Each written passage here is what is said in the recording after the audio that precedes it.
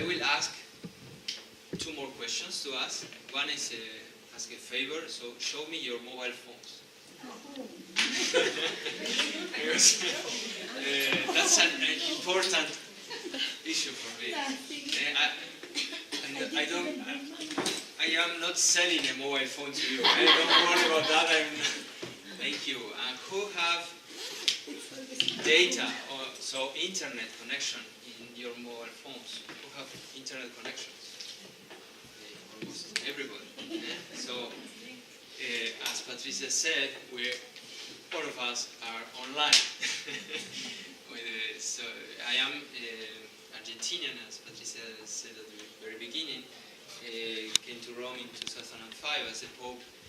I have Italian roots and Italian citizenship. And after 10 years working in banking, I was a manager in a bank, in Banca Nazionale del Lavoro in Argentina. I was tired enough about the finance and, well, all the good things we saw after the 2007-2008 crisis. I was part of that world, okay, that people. So I decided to start with some people, an NGO, an international NGO, committed with a change or improvement of culture. Okay, so what we are trying to do is to start, I don't know if I can say a revolution, but at least to ignite the sense and the importance of change, social change, and we discovered that that goal required mainly two things: data, scientific data, evidence, something that can be touched, and training. So these kind of seminars are the typical thing we do in our work, everyday work. But the other thing we do is social research. So after my bachelor in economics, I did my master degree in sociology, and now I'm mostly a sociologist more than an economist. And I'm finishing the PhD in communication in Spain. Okay, so I am finishing the PhD in something that can listen or can be understood as very bad, which is marketing. Okay, so last time I told a friend of mine that I'm doing the PhD in marketing. He said, "Okay, you are selling your soul to the devil, because you are trying to sell things that people don't need at all." Okay, that's a concept of marketing. But there is another concept of marketing, which is an instrument, a discipline, a scientific discipline that can be used to help people to improve their lives. Okay, that's it, called persuasion, propaganda for Nazis and other people. That's the negative way of using persuasion, but there is a positive way of doing persuasion, which is social marketing. So right now my career, my discipline is social marketing, and what we do in intermediate is mainly social marketing, using data to design programs in a better way, in a more effective way. Okay? I am, in my free time, I am teaching sociology of media or media studies in the University of Holy Cross or Santa Croce, also here. And it's just 1 month a year. And in that classes, in that lessons, what I teach is how to use marketing, sociology, etc., to deliver the message of the gospel. Okay, so how to convince people and persuade people that gospel is a good news, is something good, etc. Because when we talk about communication, we are talking about mainly about relationships. Okay, what's communication? And that's the first question I do in my classes in the university. What is communication for the students? And well, they say different things. I define communication as a relationship. So if we say that we are when we define communication, we could define it as a process or as a way of communicating something. So it's a way to deliver a message. That's a common definition of communication. Those communications are very old. Don't take care about the last advances in science, in the communication discipline. So right now, in communication field, we define communication mainly as a relationship.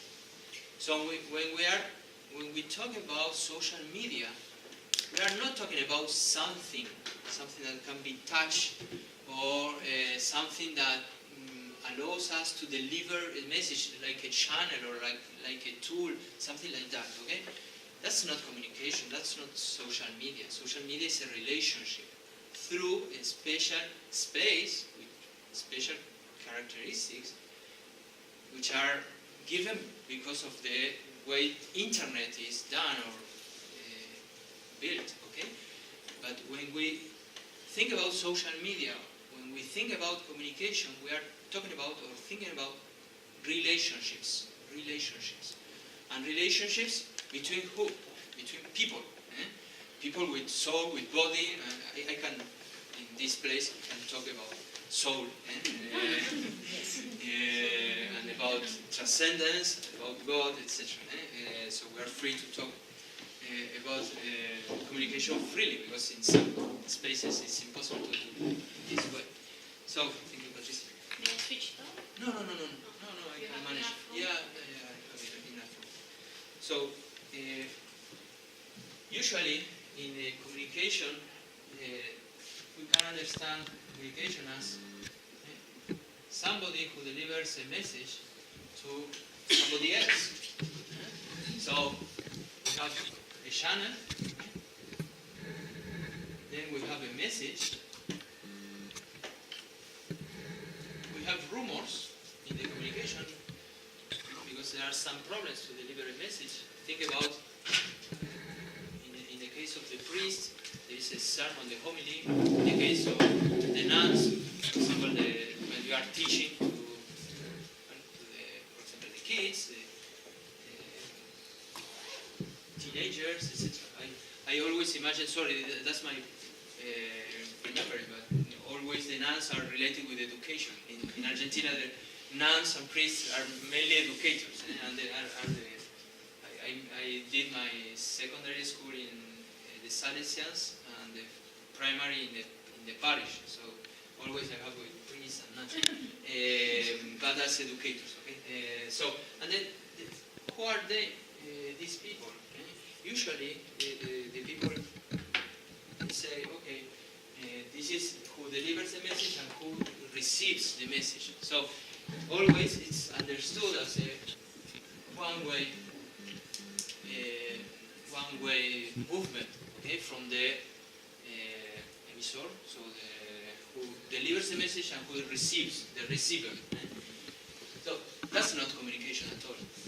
That's one part of the communication system or process, okay? But if we understand communication as a relationship, there is an answer here. And then feedback to that answer, etc. So we are talking about social actors. That's the reason why we are using sociology for explaining media. Because if we have to understand media, we have to understand society. And society works this way. It's an interactive process. I receive a message, you are receiving my message, and you are giving to me an answer. When you look at me, when you are looking at the mobile phone, when you are, okay, I am receiving a feedback from you. Okay? So I am changing the way I am explaining, little by little, when I saw your feedback to my words, the way I am delivering the message I thought to this talk, or to this conversation, dialogue, as Patricia said. So, this process is typical in every communication, and is typical mainly in these times of social media, internet, web 2.0, etc. So what I am trying to say is the first idea. The first idea is that communication is a relationship. It's a relationship, and always communication was a relationship. So there was a change in the infrastructure. There was a change in the way we are communicating with each other. But the relationship in the communication process was always the case. Not only now in the 21st century. What changed, however? What was the change after the internet, after Google, after the mobile phones, after the iPads, so Steve Jobs, etc. So there were several changes. I asked you, for example, which kind of mobile phone you have. And mostly of you have a smartphone, but not all of you are using, for example, Twitter, are not using Pinterest, are not using Instagram. How many of you play video games with a smartphone? Can you raise your hand? Who plays Angry Birds? Who played Angry Birds? Eh? Who played Crush. Crash? Eh? Candy Crush. Candy Crush? Eh? Only one. Okay. Okay.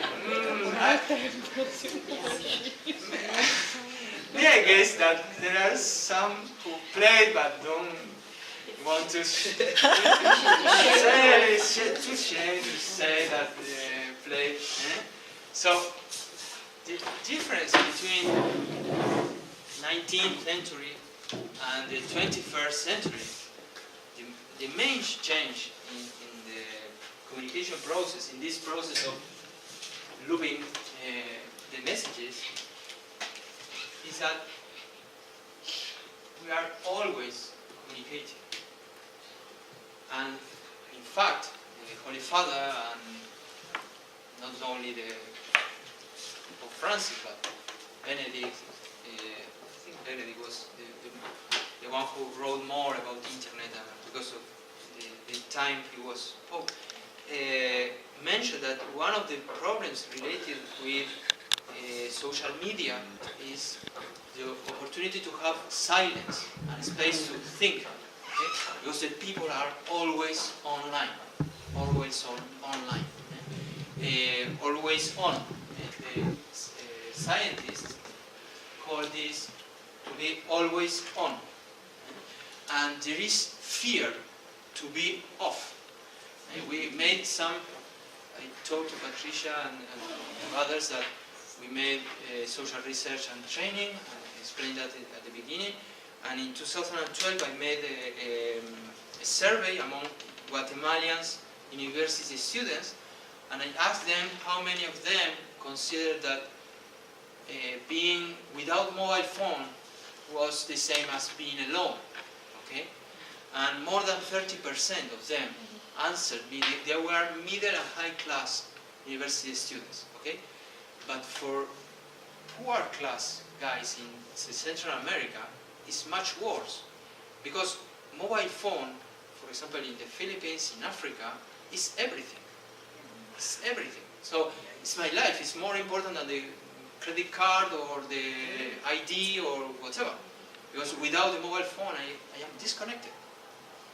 I am disconnected. So we are always on, and we need to be always on. So we need to know how we can interact always on with other people without losing our faith, our principles, our friends. So understanding social media is as essential as understanding how to eat in a right way, to have a good diet. Because if we don't have a good diet online, we will have several problems. I told to Patricia something that I will talk about is the importance to understand this world, this new society, because we are talking about a new society, not a new media. Perhaps you remember that some people talked about new media before talking about social media. Okay, there was a process. in the understanding of these new technologies. Okay, at the beginning, always talk about only internet. Okay, or the computer. Then he started to talk about new media. It was this expression. Okay, to talk about the internet, to talk about the computer, to talk about the mobile phones. Now the people are talking about social media. Okay? So, what was the reason of these changes or progression? Because we have the possibility to increase interactions. Okay, the possibility to interact with each other. At the beginning, I was alone in the internet or in the computer. Obviously, I can send an email, but okay, it was a one-way or two-way communication only. Then new media, because it was always something new. The iPad, the iPod, the smartphones, etc. And then the social media. Why? Because we have the possibility to interact with many people, always, at every time, in every place, wherever or whatever we are doing. An example of yesterday. My mother, who is in Argentina, she has 65 years old, so she's very young. Yeah. Of course. Yes, of course. She never played video games. She never played Candy Crush or whatever. But she is very active in Facebook. So too much active in Facebook, because she's uploading all the photographs of my family. Okay, all. So today is Friday. So on Wednesday she sent me an email. I received an email from her Facebook account, saying that she created a group called the Baiocchi in Santa Fe. So my family, my Italian family in Santa Fe, which is the city where I was born. She invited me to be part of this group in Facebook, trying to know all the Baiocchis in Santa Fe, so the people who are relatives to our Italian roots. Okay, so I said to her, because when she sent that invitation, she expected me an immediate answer. She cannot wait. Okay? She cannot wait. That's another characteristic of social media. Yes. And we are always on. We can interact with whatever the person and wherever it is. And there is not time. It's always something needed. Okay? So she has. I remember you. She is 65. She is already in pension, so she has a lot of time, but she cannot wait because she needs an immediate answer feedback. Because why? Because she's crazy, because she's sick. No, she's a very good woman. But the issue is that she understands communication as dialogue, okay? So if I am talking with you, I expect some sort of interaction. Otherwise, it's not a dialogue, it's just a memorandum, okay? That's the difference between an email and a Facebook chat, okay? Or a WhatsApp or a Snapchat, or it's dialogue against a memorandum. Okay? So I said to her, Mom, okay, that's a good idea, but perhaps you may change the name. Instead of the Baiocchi in Santa Fe, just call the group Baiocchi in Argentina. Perhaps there are more Baiocchis in Argentina, the country, than in one city. So in one day, she collected more than 50 Baiocchis. So one day, okay, I never met that people before. I don't know who they are. Okay, they are two Baiocchis in Peru, 5 in Brazil, etc. So it started. What happened? It started to receive a lot of emails about these people and people trying to interact because all of us are relatives, so all of us are friends. Calm down, calm down. So, but you know, this is for me, for myself, it was a very good experience because a person who started something very simple, he, you know, dedicated to that 10 minutes to create the group in Facebook, and immediately the people started interacting with us. And there is an idea to create an e-book about the Bayokis, so the immigrants, etc. So imagine the impact that a more rich and complex message that is, for example, the message of mercy or the faith could have if we can set up good Facebook groups in a proper way, because the difference of the result between Bayoki in Santa Fe and Bayoki in Argentina was more than 500%, because in one day we collected 50 Bayokis against 2 or 3 Bayokis at the beginning, because of the change of the name of the group in Facebook. So this is another characteristic of social media. Little changes, little actions have a huge and sometimes impossible to calculate effect. So somebody said some time ago that mariposa butterfly is in Brazil, it started an earthquake in Japan. Okay, that's a metaphor. But that happens in social media. When you upload something in the internet, and everything is in the internet, or almost everything is in the internet, can make a lot of changes that it's impossible to calculate. That's the reason why we have to be very aware of what we are doing and how we are doing it. Yeah. I have a small obstacle. Yeah. Sorry? I said I have a small obstacle. Yeah. And that obstacle is, I'm wondering if all this versed behavior on the internet, Facebook, and Pinterest, and Twitter, and all this, creates a false sense of connection. And that it's very superficial. Mm-hmm. I find in my own experience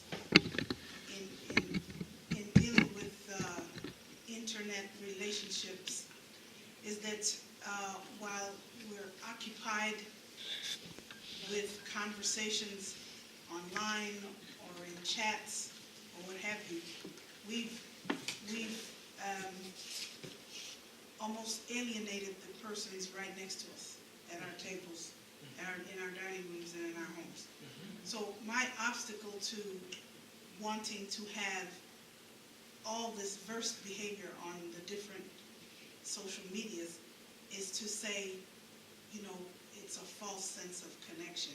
And at best, it's a superficial sense of connection. That's my obstacle when I hear this. So Yeah. just Thank you. wondering if you could. May I add another question? Yeah, just otherwise I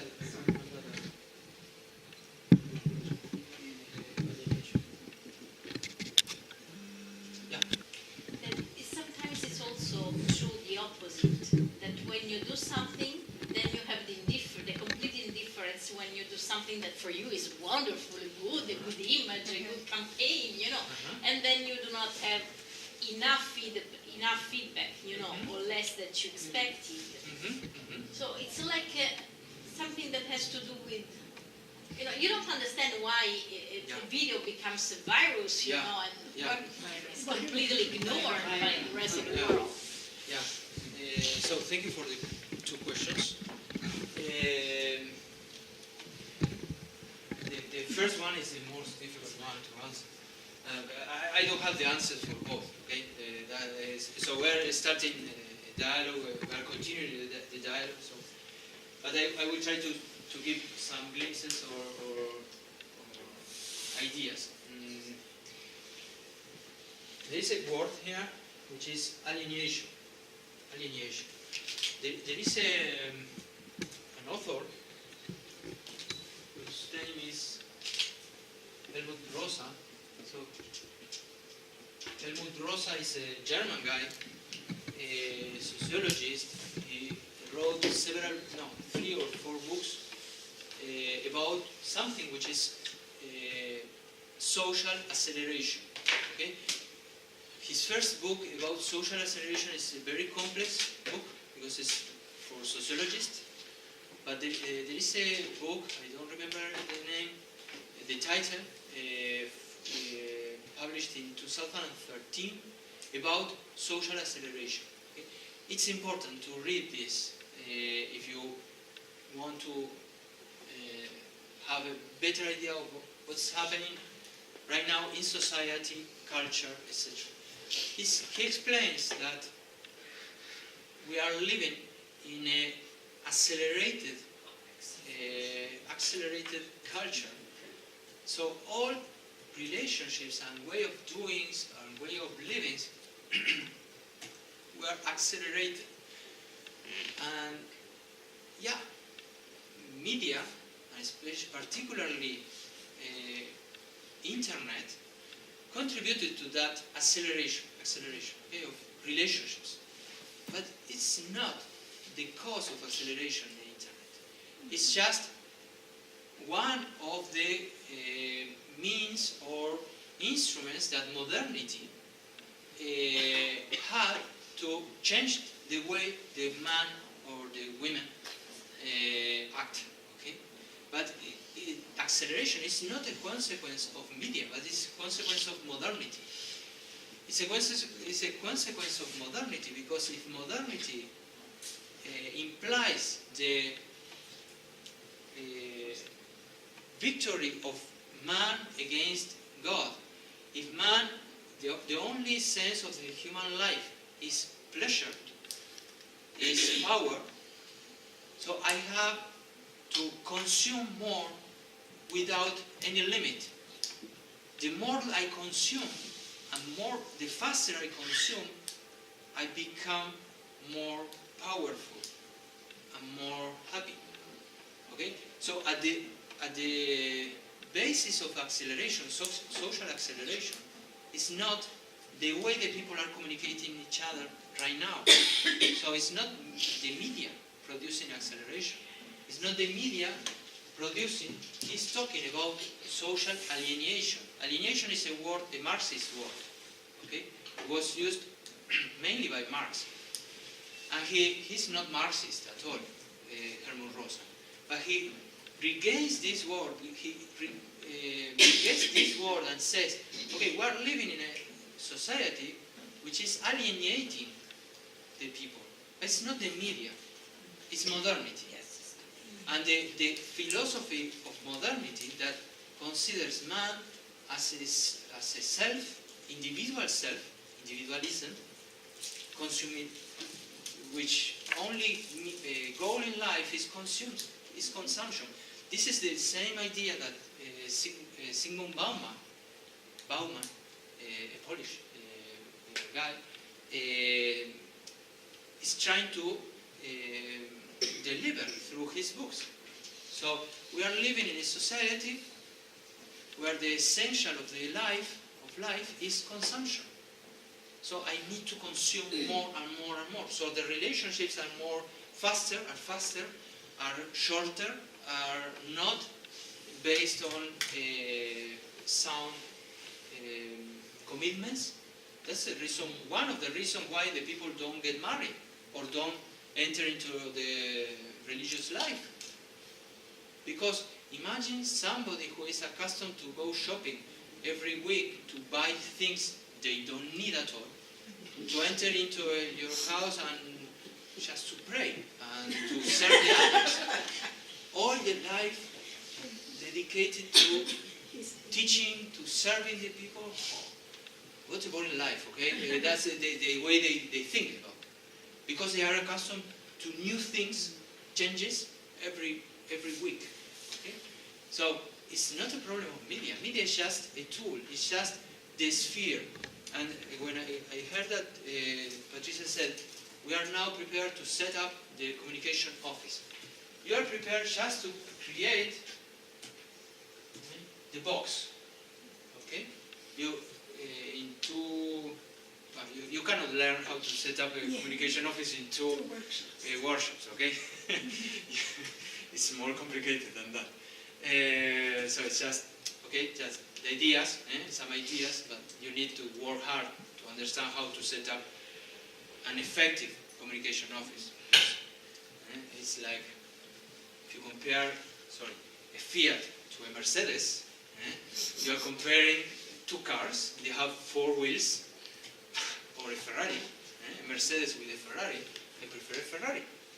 It's completely different, okay? But they are cars, four wheels, a gear, etc. So you have some ideas on how to set up the box. What happens then? After you have the box, after you have the communication office, you have to hire a communicator, okay? the first, from my perspective, my experience, the most important thing of a communication office is not the office, it's the communicator. I think that the office is not necessary at all. You can work as a communicator online. You need computer, mobile phone, etc. You know more than me.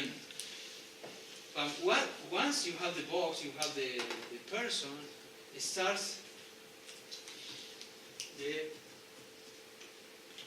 interaction with the people outside and inside, because the most difficult communication is inside, not outside. So, if you want to convince your boss or your employees or your sisters, if you want to convince your sisters, it's more difficult than convince somebody, vigile urbano, okay? So the vigile is more comprehensive than my brother, my mother, with myself, okay? So, alienation is a very interesting issue. It's not related with communication only. Yeah, superficiality or false sense of connection. There is a psychologist, Sherry Tarker. I cannot say she is the most brave psychologist in the world, but she's very interesting to read. If you want to read something about this, Sherry Tarker, and she has a very interesting video in TED. If you search in, if you want to understand, Sherry Tarker TED Talk 2012. Okay? Watch this video. Okay, the first one that came out, connected but alone. Connected but alone. But alone. Connected but alone. Yeah, this is in Italian because she is her computer. But if you search in your computer, you will see. She's a very brave psychologist in US. She's doing a lot of research on these topics. However, she has an idea of man that perhaps we don't share. Okay? Because the false sense of connection or alienation, or so the too much connection could cause a change in human nature. That's the way they understand the reality. Okay, this is a theory. This is a theory. They are doing research on what they call the cyborg. The cyborg is a human being completely connected with the internet. Because when you talk about social media, perhaps the first idea that comes up is Facebook, Twitter, etc. That's not. That's ABC, okay? But then the next future is next year, is the Internet of Things. the Internet of Things. When you come back to your homes, do you know what Internet of Things is? And show off a bit when your people. The Internet of Things is going around through Rome and with a mobile phone, and there is a code. You perhaps saw some codes, barcodes, like barcodes. You focus your mobile phone in the bus stops. Well, the bus stops inform you about the buses that never arrive, but This is Rome. yeah, so it's The museums. again, that's not the Internet of Things. That's the the Internet. Or the things. But the Internet of Things is to focus into a barcode or something like a barcode and see, for example, the cupolone, so the St. Peter Church, and here the history of the St. Peter, and you are, if you move the mobile phone, the mobile phone gives, so the Internet gives you more information about what you are seeing. But then using, for example, sensors in your clothes, there are already, and regulate your temperature through the sensors, to check how many kilometers you walk because the bus never comes, etc. So, etc. So the integration of technology in the daily, in the everyday life, that's the Internet of Things, and that's the beginning of the next future of Internet. So we will be fusioned in some way with technology. So technology is something that we will live with. It's not an option. It's just part of ourselves. Okay? That's the main idea of these people. I don't share with them the whole theory, but it's interesting. The indifference, yeah, it's connected with this, the false sense of connection. Because people say, how many friends you have in Facebook? Okay, 200 friends, 5,000 friends. Okay, and that gives me the possibility to make or suggest to ask yourself, how much social are the social media? Because sometimes the people, many times, the majority of time, many times the people are just having a monologue. So are talking to themselves, about themselves. It's boring, pretty boring. I have a lot of friends. Many of them, the majority of them are women. That's the problem. So the people who discuss about gender never talk with real people at all, because if you make social research, gender or sex, depending on what you are trying to say, cultural or biological, it's the first variable that make different the way the people act. Okay, women, girls act completely different or different to boys, men, etc. Women are much more active in Facebook than men and boys. Cyberbullying is a problem mainly among women and girls. It's not a problem among men and boys. So boys fight, okay? We never discuss. Subito, we resolve things in a more primitive way, okay? You discuss the things because the women are prepared for having a more complex thinking, okay? So the way the people are using Facebook is many times, and I was telling about my friends, the girls or women who are my friends, and many times they are talking just about themselves, and it's very boring. So how much social are social media? And that's related with this, indifference. Why the people are indifferent to a video or to a campaign or whatever? Because, well, you are not as much as interesting to them as you thought.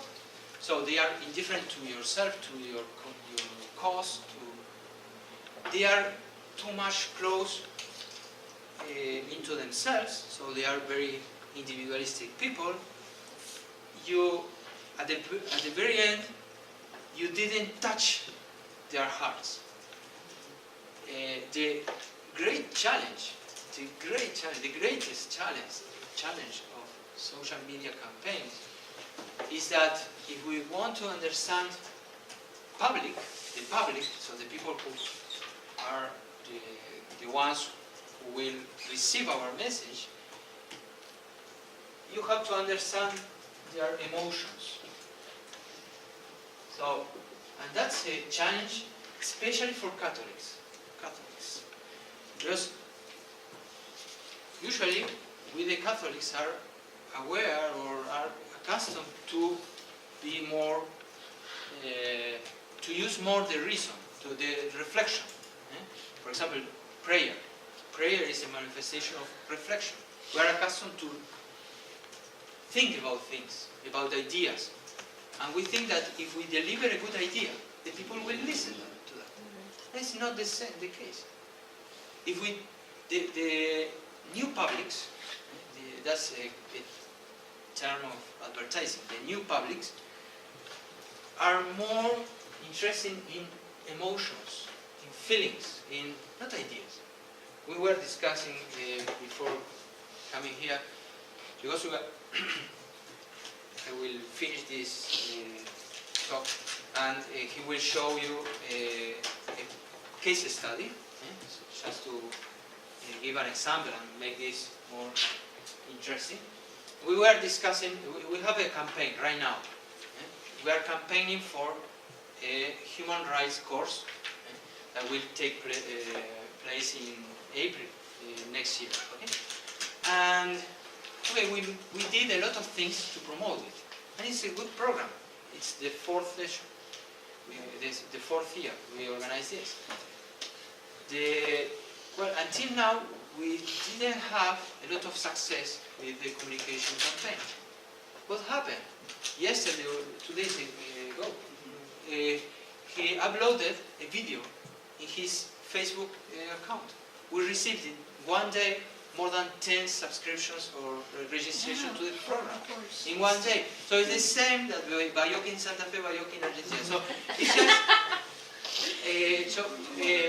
just how, if you touch the emotions of the people, because we uploaded a very emotional video, plenty of good images and funny things in Geneva, people having a good time there in United Nations, etc.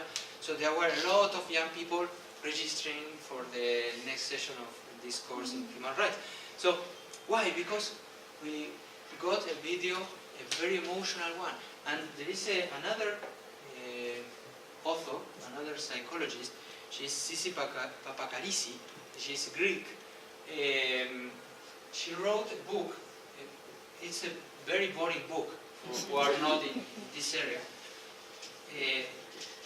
The title is Affective Publics, okay? And she's, through research, she's explaining how the Arab Spring was a reality through Twitter. So imagine Twitter, imagine, and the same with Occupy Wall Street, and the same with Cinque Stelle here in Italy. Imagine if we could do something like that with, the Jubilee of Mercy. What a change we can produce in the whole culture. If we can get the same success, the people who deliver the message through Twitter during the Arab Spring, we could do the same with the Jubilee of Mercy. So she explains that the success of this campaign in Egypt or Tunisia and other countries was based mainly in the capacity of the people who manage the communication to establish connection between people. So, but not connection based in ideas, but based in emotions. She downloaded thousands, millions of tweets. Okay? So the single act of the Twitter universe, which is a tweet, 140 characters, okay? A tweet, that's a tweet. Have you ever seen a tweet? Yes. Yeah, okay, so a tweet, she downloaded millions of tweets, and a good proportion of them were, it is a good day in Cairo. It's a nice day in my town called, so a lot of tweets, without saying anything, but creating connections, affected connection between people who were sharing the same dream. So my guess is we can create the same kind of connection between young people and old people from wherever about something like mercy, which is a very good message. A very good message. This year, this Jubilee year is a fantastic opportunity to practice communication strategies because it's positive. You know, the new president in Argentina, Macri, designed a very positive political campaign. That was the main reason, that's my guess, he won the elections. It was not the first time a politician won a campaign, politics campaign, an election, based on a positive message. The first time that evaluated a campaign, a positive one, was the campaign against Pinochet in Chile. So there are some evidence that if we communicate in a positive way, we get better results than in a negative way. So we won't transmit only the commandments, okay, but we have to do it in a positive way, in a way that touches their hearts. So, in order to change the rumor and the speaker, Victor will show you and will explain you what we do with social media, because I am talking about social media, the universe, the new society, etc., etc., but in a practical way. What's next? So, once you understood this, what you can do with social media. And he will show you a case study. Okay, well, hi everyone. Hello. I might not have a bigger understanding of what might have gone through the years you've lived, because I lived in this generation where internet basically solves your life, right? So in this case, well, through history, we've seen that the world of ideas has consequences, right? And at the end, what social media can have is a consequence in our daily lives, right? So for instance, here we have our program that we have at Intermedia, which is an online course on human rights. So why is this helpful to see the internet in a positive way, right? Because when we design this course, we see like the advantages of making an online course is making people from all over the world, like the more than 193 countries from all over the world. You can have one meeting online with people that are on this 193 countries at different time zones, different jobs, etc., etc. And you can gather all of them together in one meeting through internet. So this is like a fantastic idea because it gathers people from everywhere, and at the end, what happens is like this consequence of the idea we have, right? So for instance, if we're trying to communicate why mercy is good or why believing in God is good, and you can do it through this way, this idea will have a consequence to the whole world, because internet can have an impact on the whole world, not just on a local society or just a group, because it will disseminate through many people throughout the world. So, what do we do here on our course? We designed this course, and there we have 7 sessions where we train, where we have a speaker who perhaps can be from Mexico, Argentina, Philippines, etc. So what happens? We record the session, and we have an online platform where we can gather people, and at the same, it will be mostly what we are doing here, but the idea will spread through many people. So this is a way to share how an idea, for instance, our first basic mock session, it's about the foundation of human rights. So what do we do on this session? We teach people that human rights, like what are human rights and how can you distinguish between a real human right and something that it might not be a human right, and it's through this whole social media revolution and the whole ideas we are living nowadays, it can be understood or mistaken as a human right. So we share like the vision where a human right must emerge from human dignity, etc., etc. So as we go on the sessions we have, we start like from the whole roots to create, like to get up to the top of the tree. And then by sharing these roots, we then get to specific cases like infants or children's rights, women's rights, or how the whole system of international protection of rights is in the world. Like how does it works, and how can you transform this, getting to this world and share your vision. And what's interesting about this course is that it's just not another online training. It's not just a course.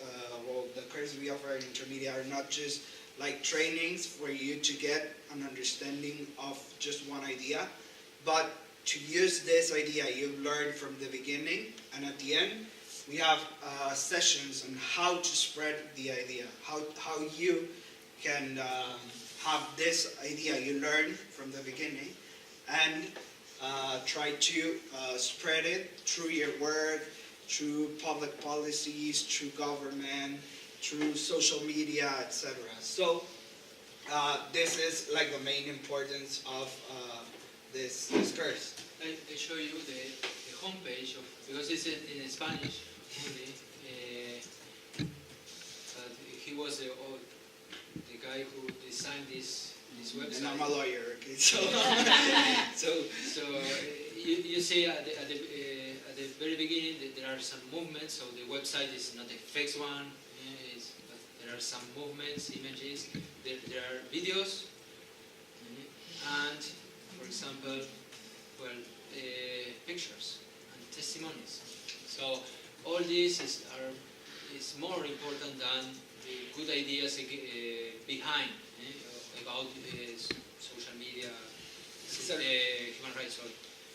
Yes, because at the end, if you're trying to persuade someone to believe in something, or to follow your ideals, or to go through some research or of something, you gotta create this environment Reynaldo just talked about, these emotion and affective things that, okay, if you do this, you'll have an impact on United Nations, you'll have an impact on your life, with your family, with the people that are in your society, etc., etc.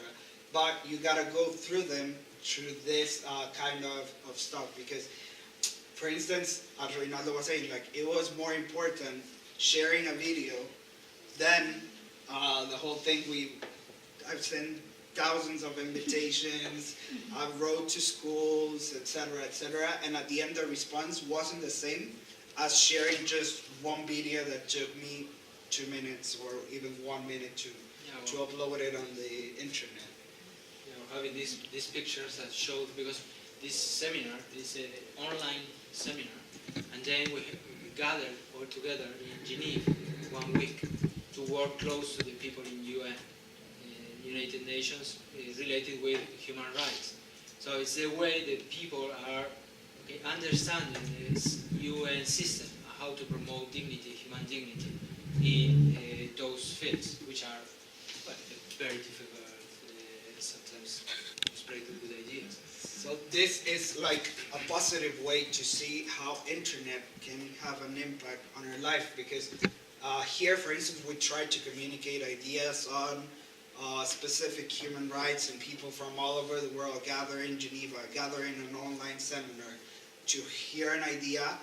What will happen next is that they will go to the people they know in person and talk to them. Okay, I'm taking this online course, and the idea they gave me today was blah, blah, blah. And that's how it will communicate again.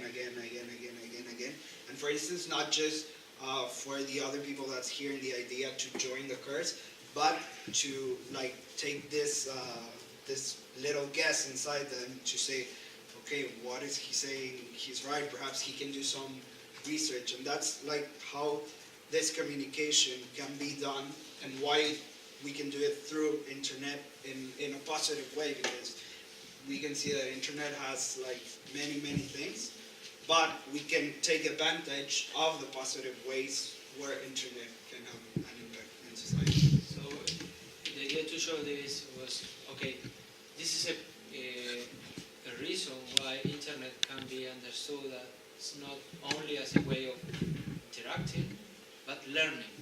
Okay? And while we were talking with Patricia about Moodle, perhaps some of you use Moodle or e-learning platform. Okay? But Moodle or wikis, Wikipedia is one kind of wiki, but there are a lot of wikis. Wiki is a website where somebody can upload contents, fixed contents. Moodle is a more complex system, a more complex instrument, where you can interact. Moodle is with Schools use it. yes. Or, for example, you use Moodle? In the school I was in before I was here, yes, everything, all the assignments and everything was posted on Moodle, and kids handed in their work, and Yeah. it was, the goal was to have it as paperless as possible. So Moodle. Discussions. Yeah, you have for sure in your school somebody who understood a lot about computers, so some an office, an expert in that topic.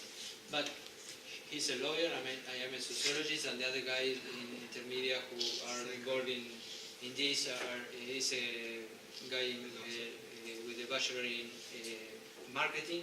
So we don't know nothing or anything about Moodle or programs or programming, HTML, etc. But we were able to set up this website and another one, which is interaction, which is a program about digital lifestyles. It has courses online, and the way we upload and manage all the information is very intuitive. Okay, there are out there on the internet. You can Google them. What we are using is something called Wix, which is a company. It's a company that gives the possibility to set up a website in 5 minutes without any knowledge on programming. And if you are a bit patient with yourself, you can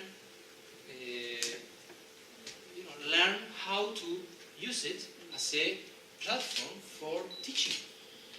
And if you subscribe to this course and enter into these sessions, you will have the video and the PDF documents, and for example, you have assignments and a forum where the people interact with each other, or closed.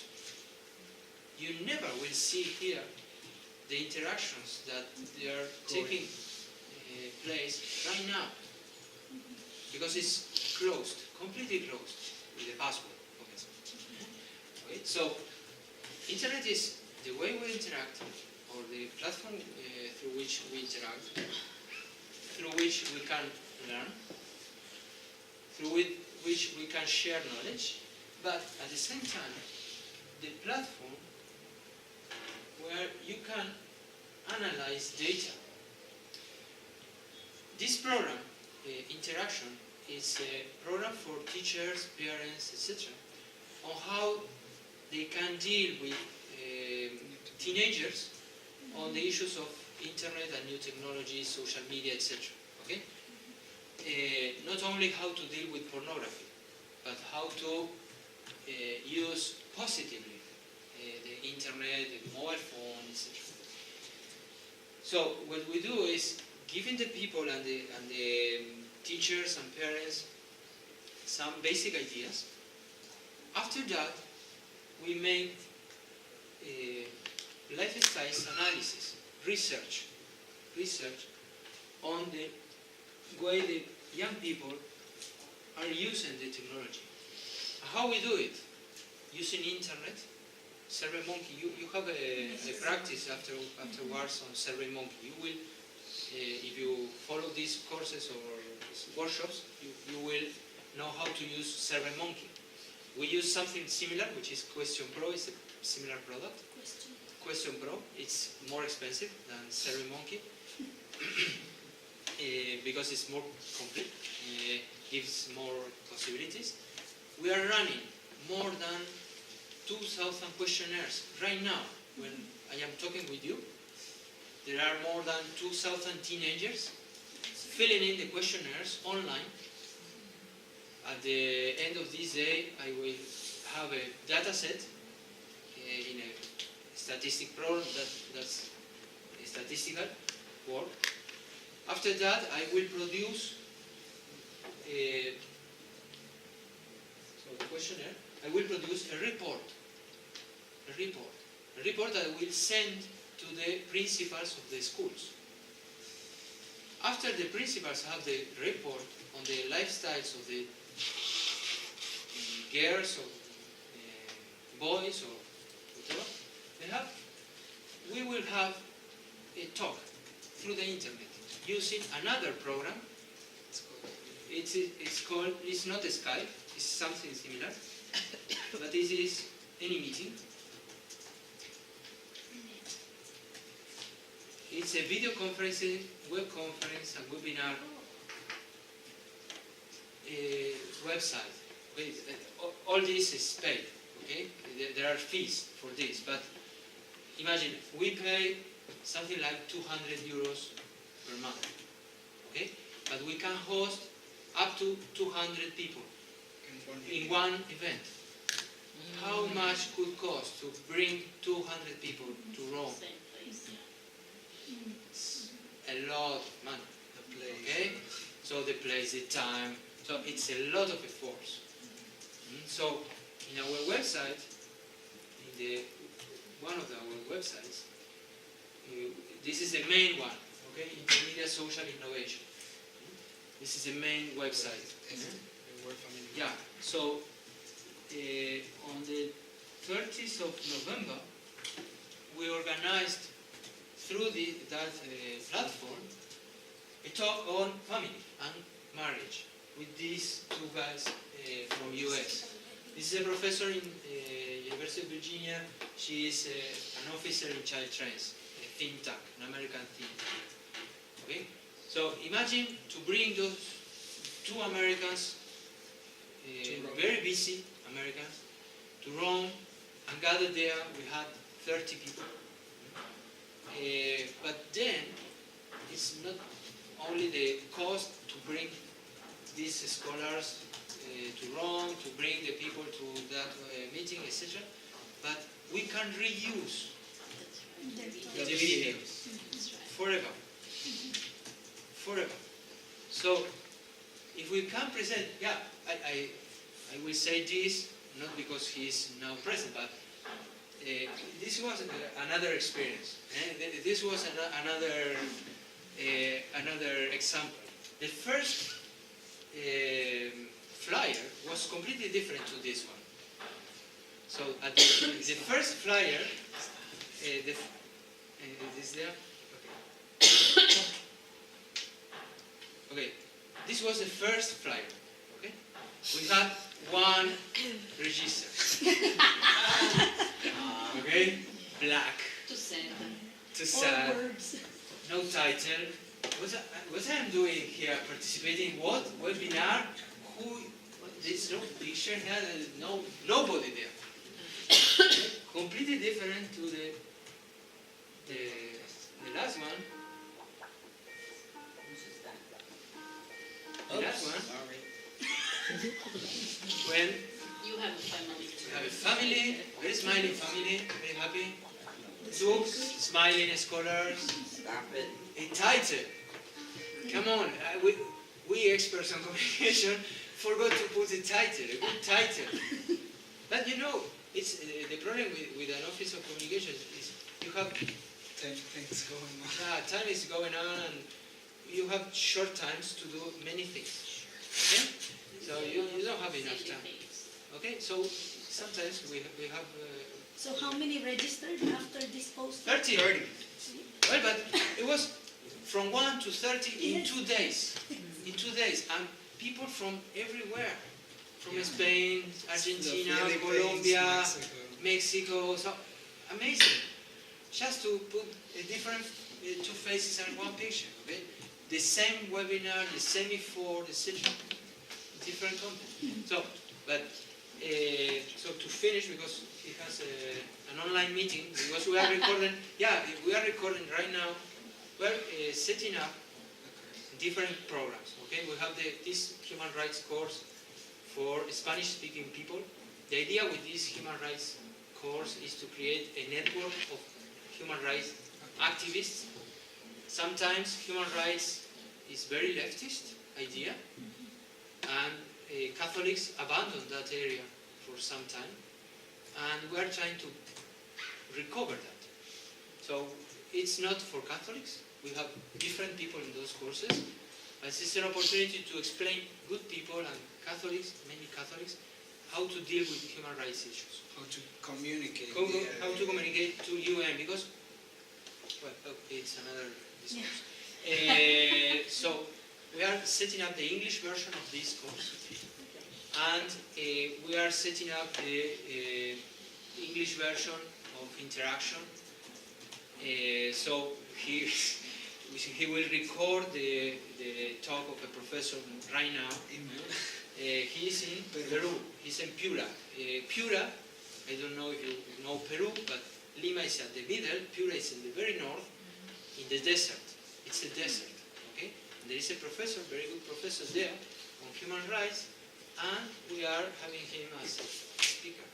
So, internet offers a lot of possibilities. It's much more than Facebook, Twitter, and all those sort of stuff, and gives a lot of opportunity to people who have something to say, have something interesting to say. So, just to sum it up, one idea is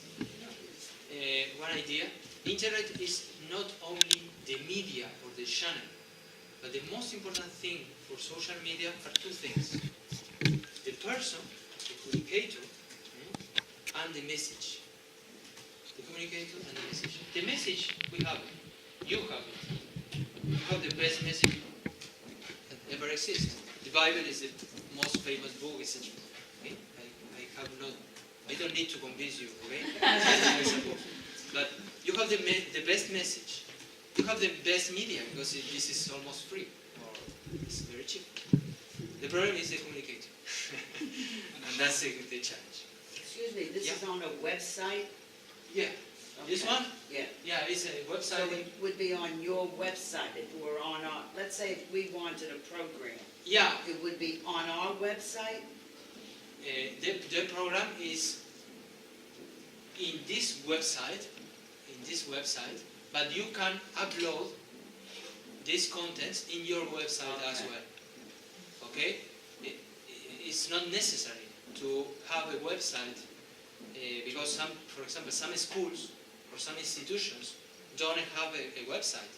So we are providing this as a hub of knowledge. Because if you enter to this, you will see a lot of resources. Okay, because resources on social media, precisely. Many times schools don't have a good website to deliver information for parents on how to protect your children on their smartphones. Okay, so you can use it, leave it there, or you can upload in your website. So internet, there are no limits. The sky is the limit. There are no limits in internet. The only limit is money and people. But the most, time is a question of, but the most critical limit in the internet are the people. That's the key. That's the key. I show you this website. We made them, and we are not programmers. We are not techies. So what's the difference between us and the difference is we have people and ideas.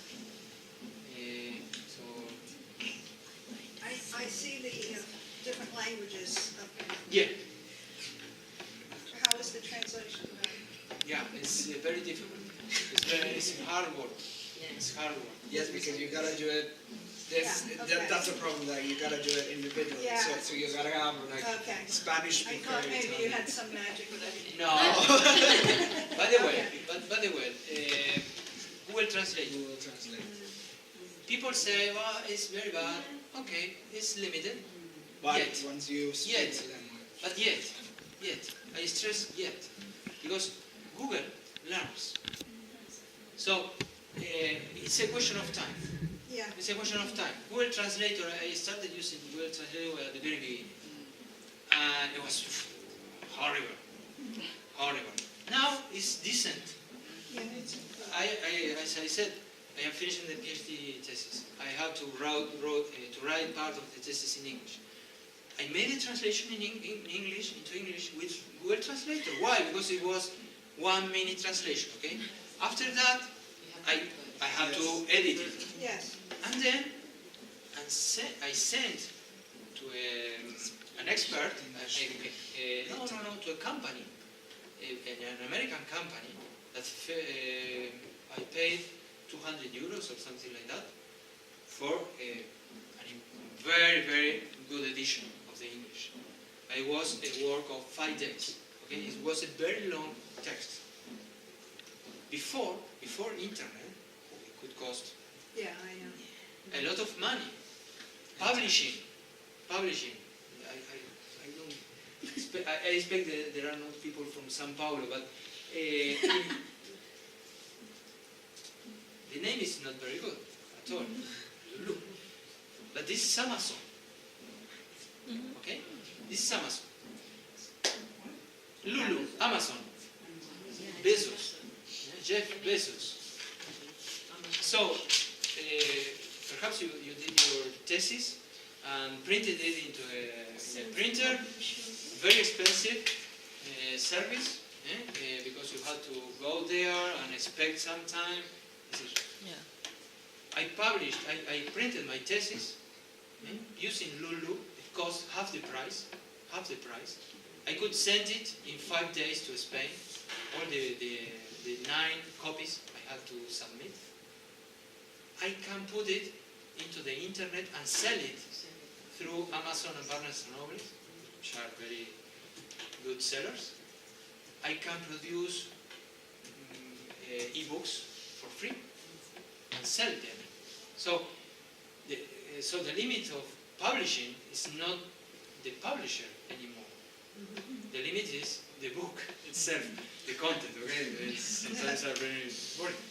So if you have very good writers in your orders, you can self-publish and sell it and earn some money through the internet.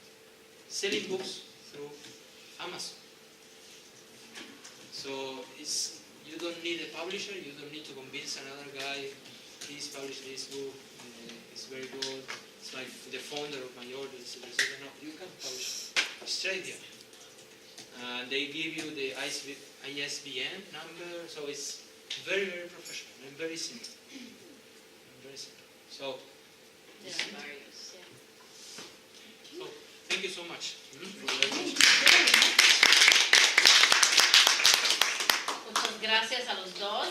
Thank you very much for Reynaldo and Victor for sharing their experience.